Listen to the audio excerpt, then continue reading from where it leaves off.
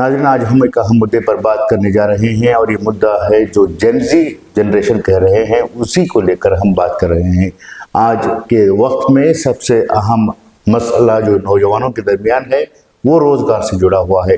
इसी टॉपिक पर हम एक ख़ास एक्सपर्ट से बात कर रहे हैं जो कई लोगों को रोज़गार दे रहे हैं, साथ ही साथ वो एक एजुकेशनलिस्ट भी हैं और मोटिवेशनल स्पीकर भी हैं। इनका नाम है इंजीनियर मोहम्मद इब्राहिम और वो आज के जो हालात हैं उस पर आपके सामने जो हमारे ज़रिए से सवाल पूछे जाएंगे उसके जवाब देंगे। तो इस्तकबाल है सर आपका हमारे स्टूडियो में। सबसे पहले आज की जो जेनजी जिसे हम कह रहे हैं वो उनका कहना है कि रोज़गार नहीं मिल रहा है, इस पर आप क्या कहें? असल बात तो ये है, आज के हमारे यूथ जेनजी जिनका मुद्दा लेके आप मुझे बात करने के लिए कह रहे हैं, रोज़गार तो दुनिया में बहुत है, कभी भी दुनिया में रोज़गार की कमी नहीं है। अगर कोई कहता है कि मार्केट में एम्प्लॉयमेंट नहीं है तो झूठ बात है, रोज़गार है। बस आजकल के यूथ जो है उनको रोज़गार का जो प्रोसीजर्स हैं, वेज हैं, किस तरीके से रोज़गार को लेना चाहिए और उसके सिस्टम क्या है, उसके प्रोसीजर क्या है, वो कोई जानना भी नहीं चाहता, सुनना भी नहीं चाहता। बस बोलता है कि मुझे नौकरी दे दो।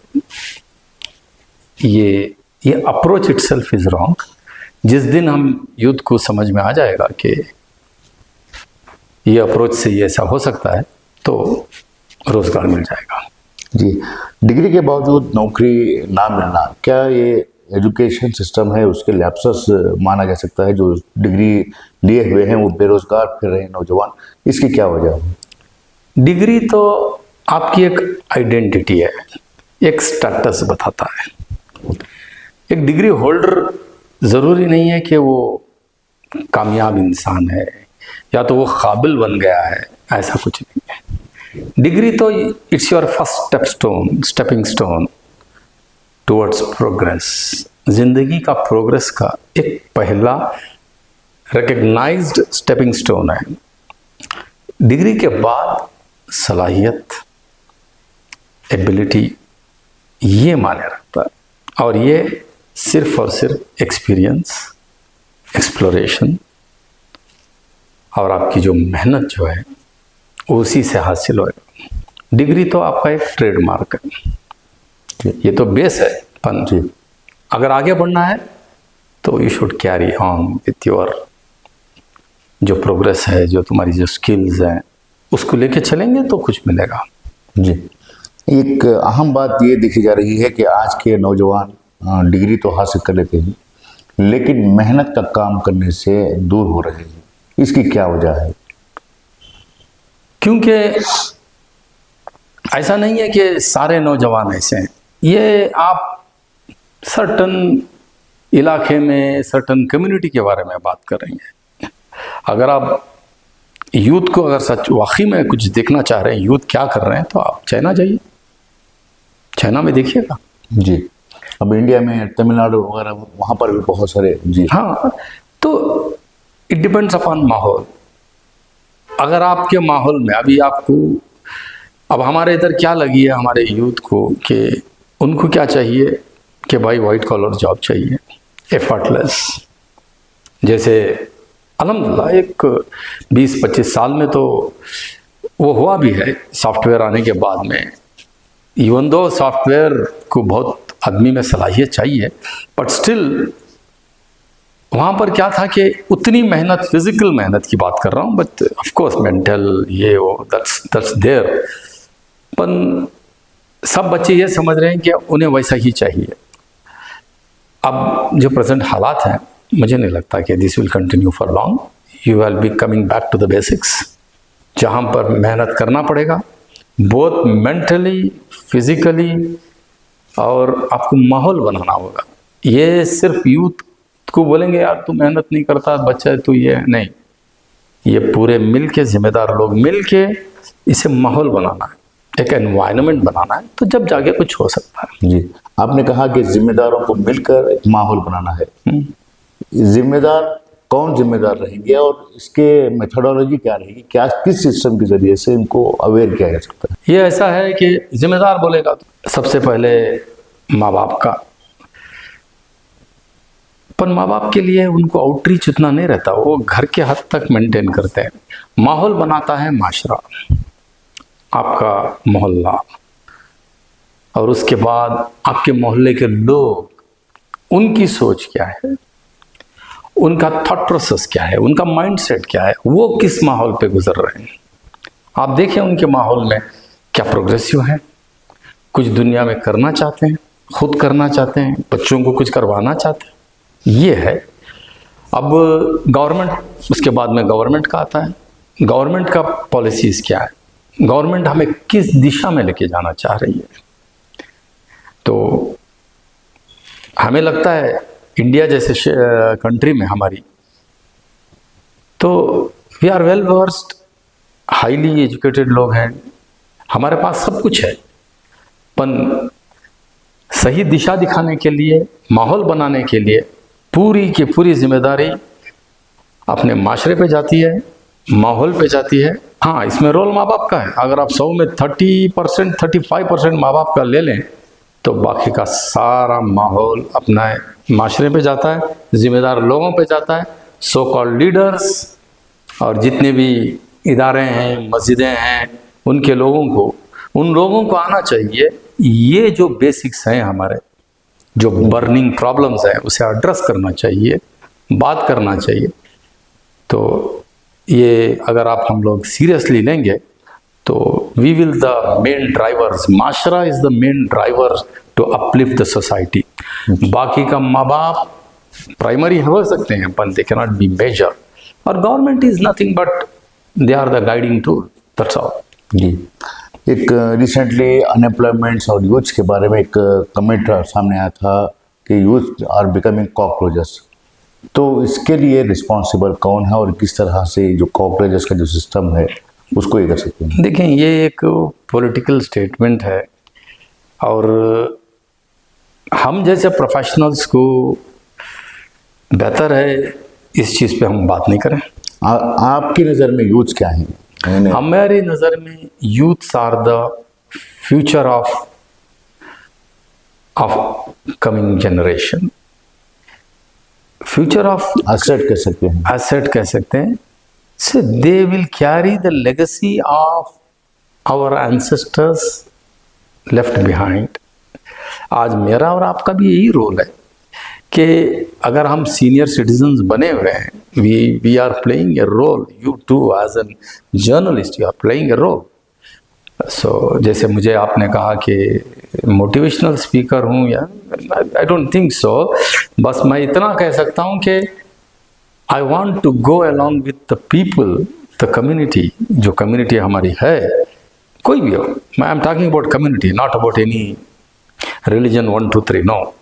तो वो बेसिस पे अगर आप मुझे पूछेंगे तो हम लोग youths, aspirants, innovators, inventors, skill developers, आप जिसको भी, हम उनके साथ में चल के हम हमारी ज़िंदगियों को संवारना चाह रहे हैं। जी, for both male and female, दोनों की संवारना चाहो। अगर इसमें कोई साथ देता है तो automatically we are with them.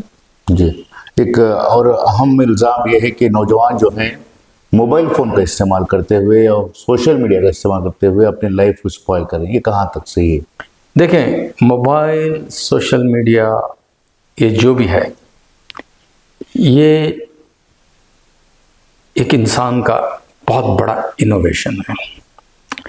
It is, और बोलते हैं ना कि it's one of the greatest discoveries एक ह्यूमन ब्रेन ने किया है, और इसके बहुत फ़ायदे हैं। अब मेरे जैसे आदमी के लिए तो इससे मैंने बहुत फ़ायदा उठाया है as a professional, knowing the scriptures, knowing about people, culture, region, religion, history, it's all in your fingertip.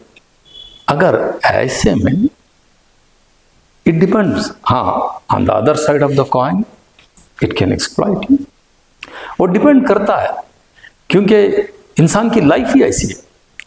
अल्लाह ने या तो क्रिएटर, आई कैन टेल भगवान, गॉड, अब जो भी बोले, उसने हमें ऐसा बनाया है कि he has given you the option. ये भी एक ऑप्शन है, ये कोई बुरी चीज हो ही नहीं सकती, provided you utilize in a wrong way. बगैर उसके लिए, अगर बगैर सोशल मीडिया के भी तबाही नहीं हुई थी क्या? जी। सोशल मीडिया, अभी आप इंडियन, आप जो ह्यूमन हिस्ट्री निकाल के देखिए, we are human are very progressive, we have progressed it, this is one of the greatest tool to get progressed. तो और एक बात यह है कि जो यूथ हैं वो आजकल मेहनत के बगैर शॉर्टकट सक्सेस के पीछे दौड़ रहे हैं। Is it possible to get success by shortcuts? देखें, सक्सेस एक ऐसी चीज है, उसे कोई आप उसके इर्द गिर्द कुछ और चीज नहीं लगा सकते, सफिक्स एंड ऑल। सक्सेस का कोई शॉर्टकट नहीं होता।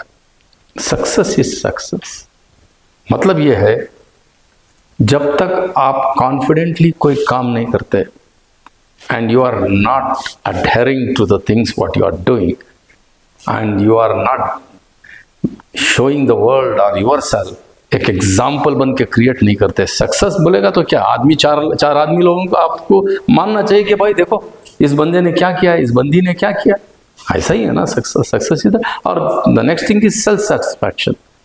अगर ये है तो सक्सेस, और इसका शॉर्टकट नहीं होता। हाँ, लोग सक्सेस को, थोड़े लोग बहुत कम टाइम पे सक्सेस ले लेते हैं, थोड़े लोगों को टाइम ज़्यादा लगता है, but both are having their own way of approach. At the end आपका मेरा सेटिस्फैक्शन क्या है, and second most important is आपकी सक्सेस जो है वो चार आदमियों को, इंसानियत को आप क्या कंट्रीब्यूट कर रहे हैं उस सक्सेस से।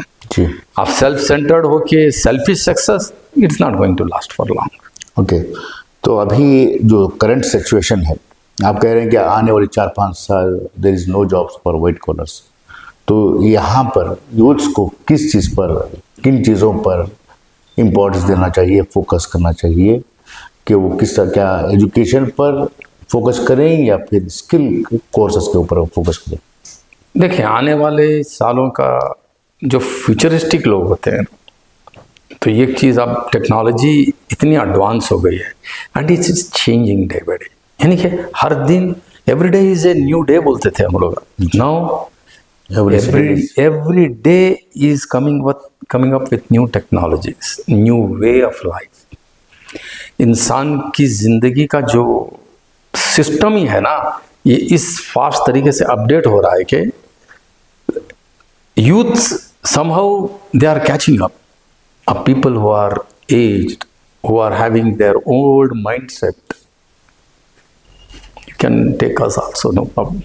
पर यहाँ पर भी क्या हो रहा है कि we cannot catch it, but that doesn't mean कि ये यूथ, ये आने वाले जॉब जो हैं, ये बेरोजगारी बढ़ रही है, नहीं बढ़ेगी, बट